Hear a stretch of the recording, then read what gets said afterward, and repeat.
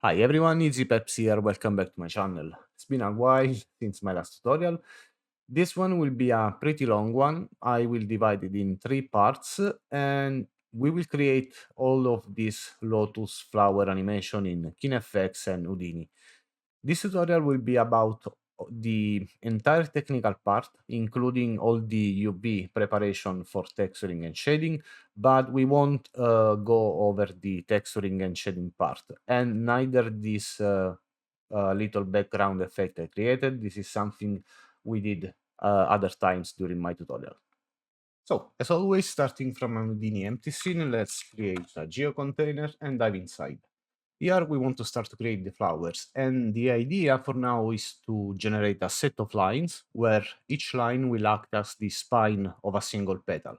So the first thing we need is a set of points to scatter the lines. And we want to use basically a few mathematical patterns that we can find in nature. We will use this phyllotaxis, if is this the pronunciation, but it's basically the way the plants decide on how to arrange their petals and leaves in reality. We will use this phyllotaxis stuff and also the Fermat spiral. So we will generate basically a set of spiraling points with this particular type of spiral that basically change the width, keeping the area of each turn always the same. And this is all with using the golden angle, you know. So basically all real pattern that you can find in nature. Of course, we are oversimplifying it, but it works. So let's drop down a detailed angle because we want to execute this only once. And let's start to create some channel that we need to control the behavior. First, we want to be able to decide how many petals. So let's create an integer channel. We'll call this num equal to chi num, and also a global scale, so we will be able to control the size of it. This will be a float channel, so float scale, CHF scale, and also the golden angle we need. So float golden angle, it's equal to 137.5 degree. And this number is basically the angle that you get if you section a circle using the the golden ratio. Basically, you get two section, and the ratio between the smaller one to the larger one, it's the same ratio that the larger one has to the full circle, and this smaller one is basically that 137.5 degree. And we're going to use the sine and cosine function. They all require angles in radians. So let's convert this in radians and click here to create the space parameter. Let's set the scale to 0.04 for now and leave the points at 0 for the moment. Now we need to iterate on this number. So we need to create a loop. So let's create a for loop for int I is equal to 0, I less than the number of petal, and I plus plus.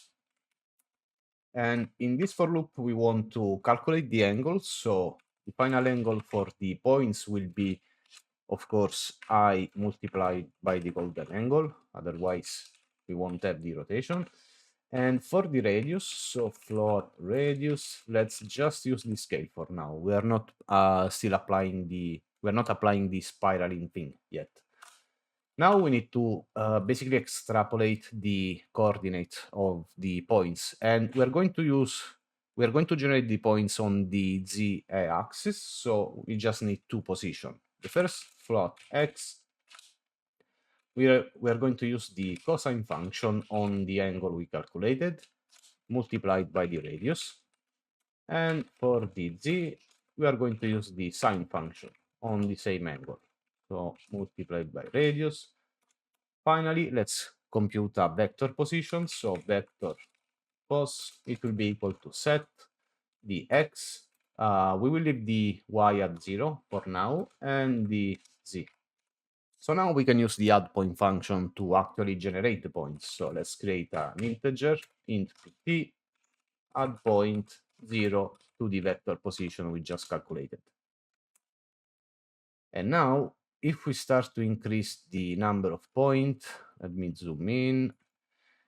you can see that the points are actually being generated in a weird circular pattern. And this is basically it. As you can see, it's going to make a full circle, then start again. But of course, as now we are not using the spiraling thing, so they all end up on the same circumference, so to speak.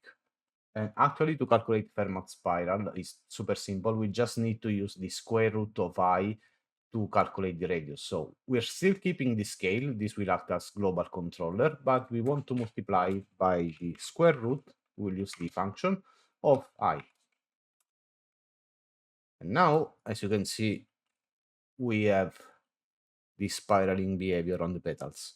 The last thing we want to do before copying the lines is we want to apply some offset also in the y-axis. This will help us a lot to avoid compenetration later on. So here, instead of 0, let's use I multiplied by a CHF that we will call height,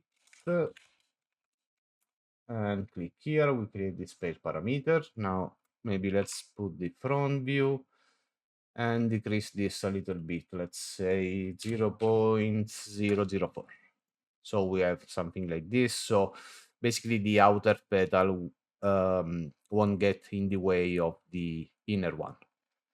And last thing, we also want to store an attribute that will track the number of petal. Basically the PT num, which now is not the PT num, is called PT, but we just need to use the set point attribute on the geometry 0. We want to create an attribute called petal on the PT, which has the same value as the PT, and we want to set the value, not smiley faces. So on the geometry spreadsheet, we also have track of the petal number. So now let's copy these lines. Let's create a line here. We want to go in the Z direction. So something like this. And also we want to resample it before copying it. So we can decide how many points. And in this case, let's say 24 is good. We also need a U. So activate the curve U attribute and we will call this capital U because I like it. And now let's drop down a point wrangle. So we can compute quickly a normal and up vector on the points. So at 10 will be equal to set 0, 1, 0. B at up will be equal to set 0, 0, 1. So let's rename this wrangle to init and up because we are responsible professional. And now if we copy to points the lines on the points, of course nothing is working because we haven't defined basically nothing here except from the petal number. So let's rename this one to init taxi. And let's drop down another wrangle. This time we want a point wrangle, so we can define some attributes on this point. First, we want to base the p scale, meaning the length of each petal, on a few things. Between these things, we want to use also the y position, so the outer will be longer than the inner one. So we need the min and max bounding box on the y-axis. To get that, let's create a vector. We will call it bboxmin. We will use the get bboxmin function on geometry 0. And same for the max. So vector bboxmax. We will use the according function.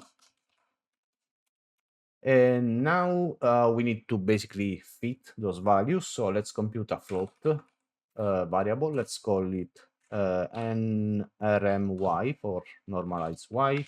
We want to fit the position y from the bbox min.y to the bbox max.y and fit it from 0 to 1. So basically, if we try to bind it to an attribute just for visualization, let's enable the visualizer. We have something like this from 0 to 1. Let's delete it. We don't need that. And also let's define some normals so we can bind it directly to the attribute. So at n, we will use the position. So basically the normal will go toward the outside. So at set p.x, we don't care about the y for the normal, so set the y to 0. And at p.z, if we enable the normal, we do have it, but we want to normalize those. So let's add a normalize for the set. So we have something like this.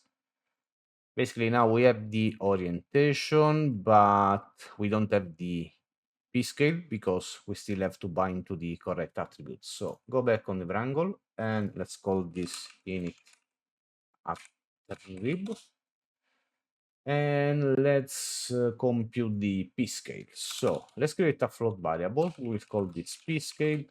It will be equal to a ramp, so we can use a ramp to control it better.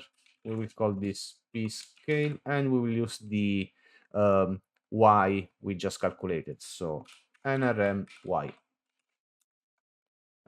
There's too many y. Let's create the ramp. And we want something like this, but of course to see it we need to bind it to the attributes. So f at p-scale, it will be equal to the p-scale, equal, not question mark. So now we do have a ramp controlling based on the y-axis. Now it would be nice to able to control also the minimum and maximum p-scale, because right now it's going from 0 to 1 using the whole ramp. So before the ch ramp, so here where we are binding the variable to the attribute, let's drop down a fit01 function, and we want to remap the p-scale attribute from a new float channel, let's call it min p-scale, to the max p-scale.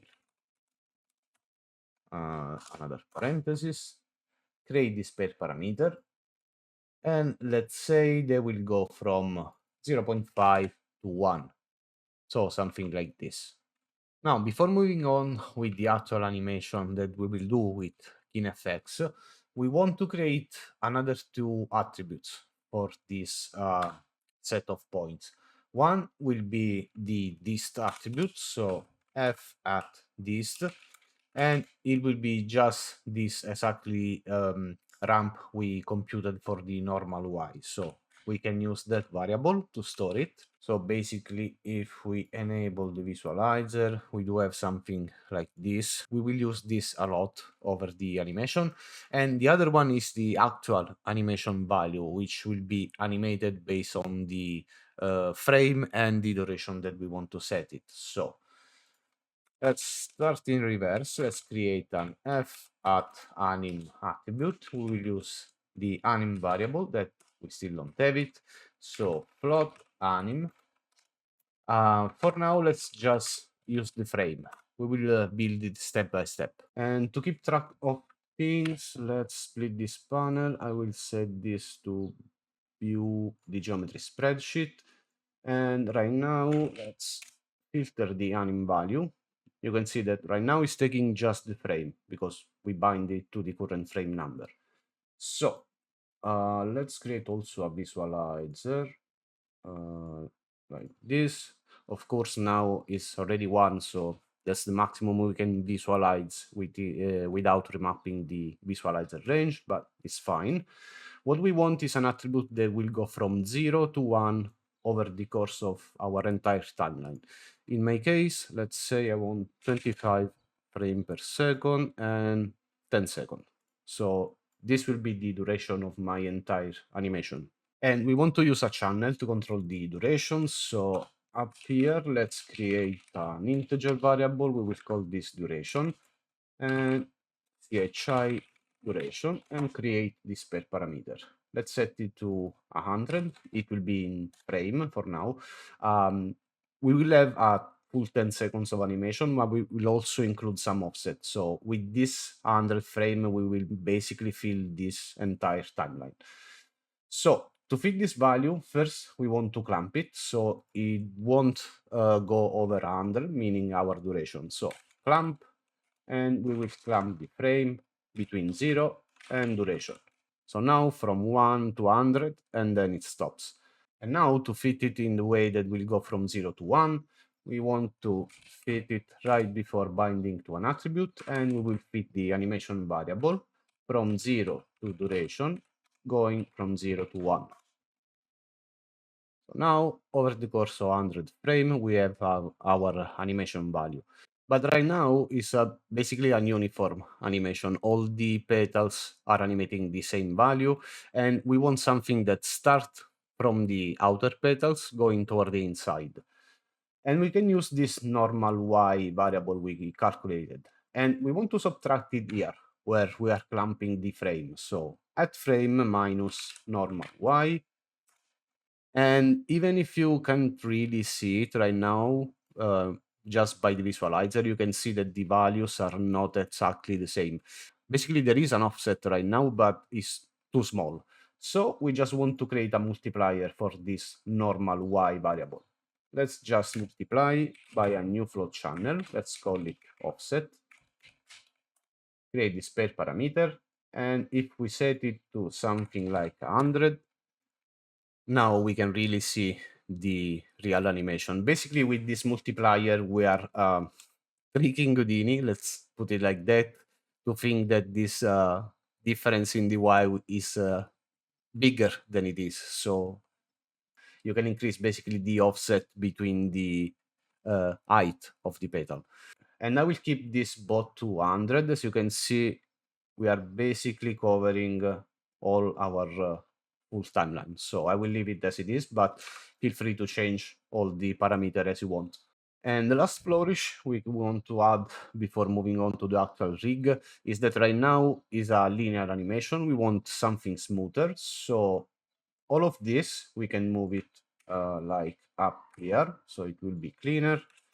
And on the binding, let's apply a smooth function. We want to smooth from 0 to duration our animation parameter.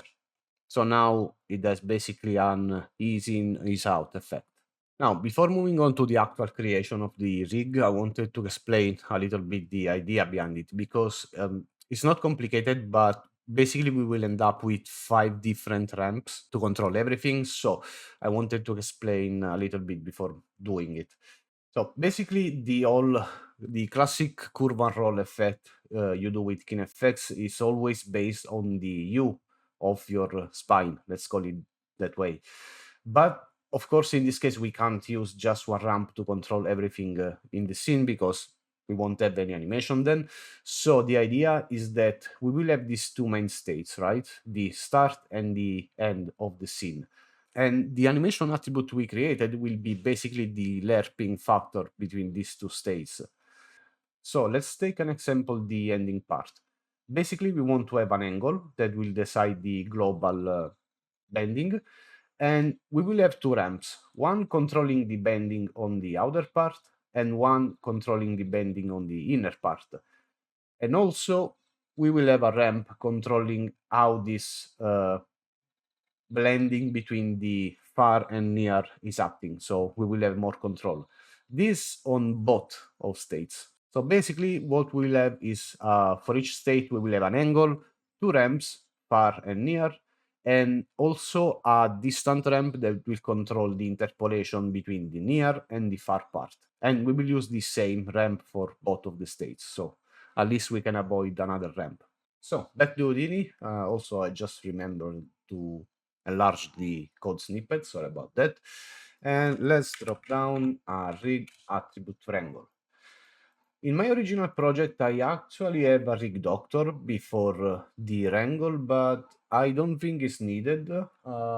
So we will add it later if things tend to explode, but it should be fine like this. So let's call this attribute wrangle rotate spines. This is what we will do in this wrangle. And let's start to create the parameter we needed. First, let's retrieve the animation value. So let's create a float variable. Let's call it anim and retrieve the anim attribute. Also, we need the distance, so float this. We will remap it with a ramp, so ch ramp. We will call this dist ramp, and we want to remap it on the dist attribute that we have. The let me where it was this one. Okay, this is not animated. We just need this to control the lerping between the outer and the inner part. So back on the angle, f at this. Also, we need to retrieve the u, so float u, f at u. And of course, in this case, we need to bind it to a new variable. But whenever you need to take attribute, this is not necessary. You don't have to bind it to a new variable. You can directly use the attribute. But I prefer this way. To me, it's cleaner and tidier. Also, we will need a cross vector, which will be the direction to bend the spines. So let's create a vector variable. Let's call it cross. And it will be equal to the cross product between our up vector and the normal. Now, before creating the ramp, let's handle the rotation part. So we will actually see something happening while creating the ramp. And we will do it with matrices. And we're going to use the local transform, which is one of the metrics that KineFX creates by default whenever you're using nodes like rig doctor and rig attribute wrangle, because it's the data that KineFX use to actually move stuff. So first, let's create an angle. It will be a float variable, and we will lerp eventually between the two states, but for now, let's just use two random angles. So let's say 5 and 20, and we will use the animation value to lerp it. Now let's create a matrix. So matrix 3, we will call it xform, and we will start from the identity matrix. So ident and semicolon. Now we want to rotate this matrix. So rotate xform by the angle, but it needs to be in radians. So radians on the angle, and the vector is the cross we calculated up here. So cross and semicolon. Now, if we apply this variable to the local transform matrix, so for at local transform multiplied or equal xform.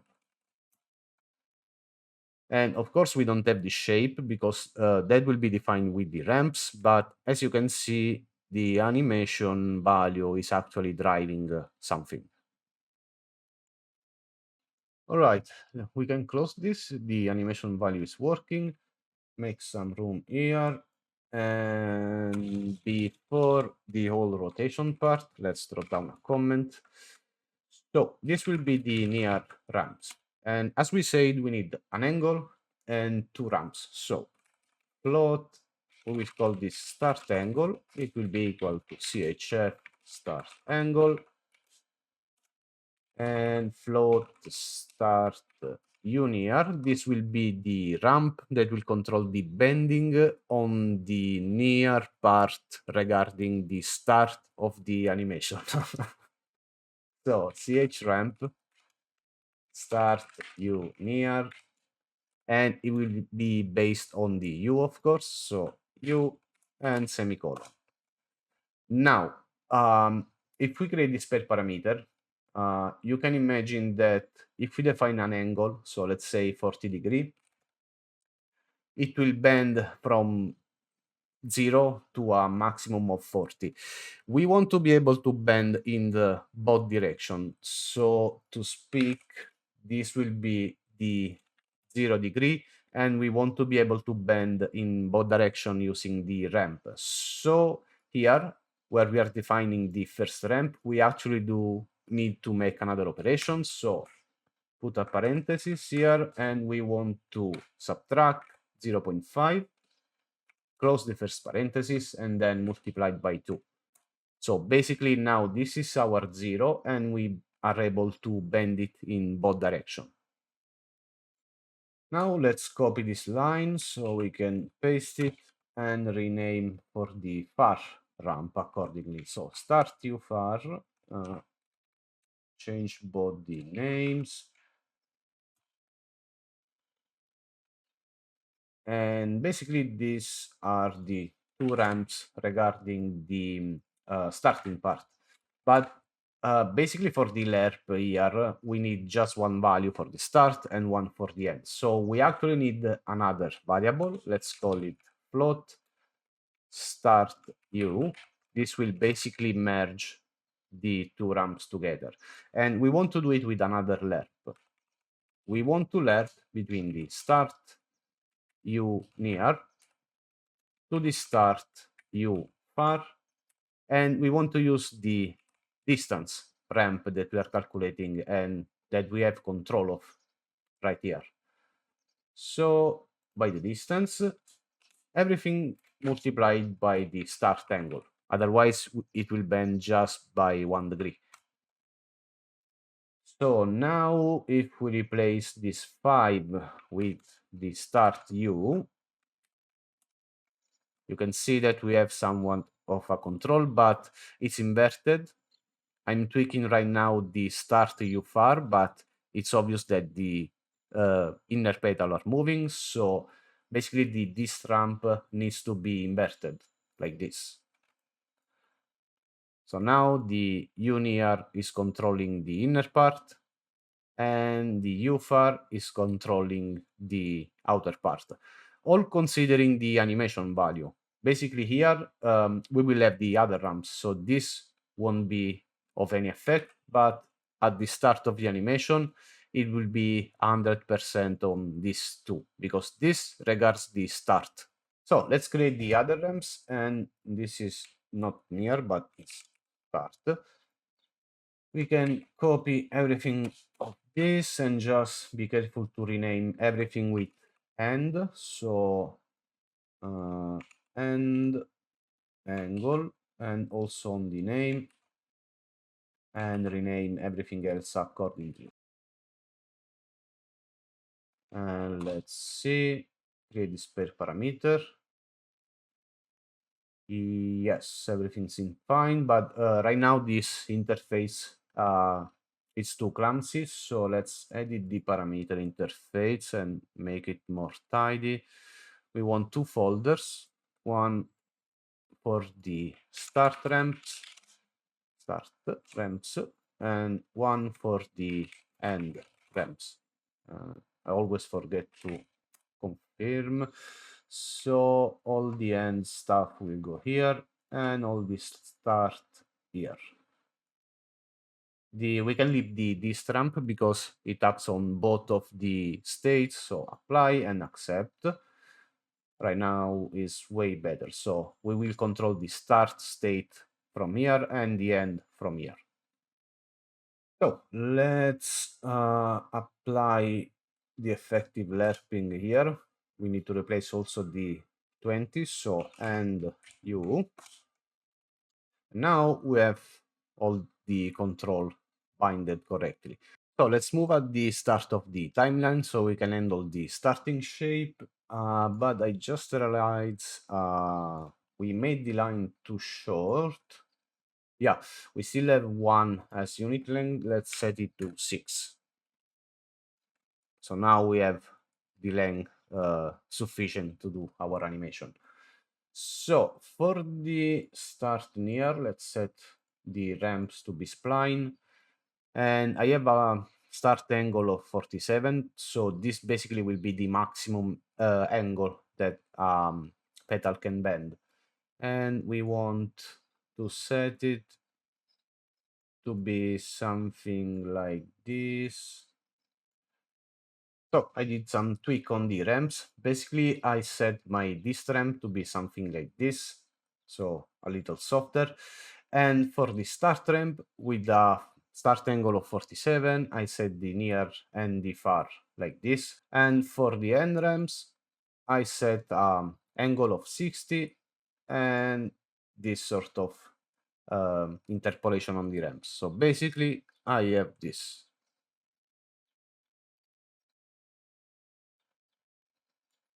And we don't mind this like overlapping part, because next step will be to carve the petal, always using the attribute we are keeping to calculate the animation.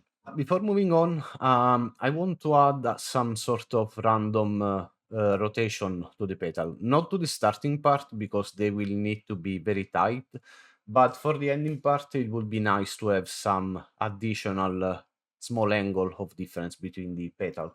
So after we compute the cross vector, let's create another float variable.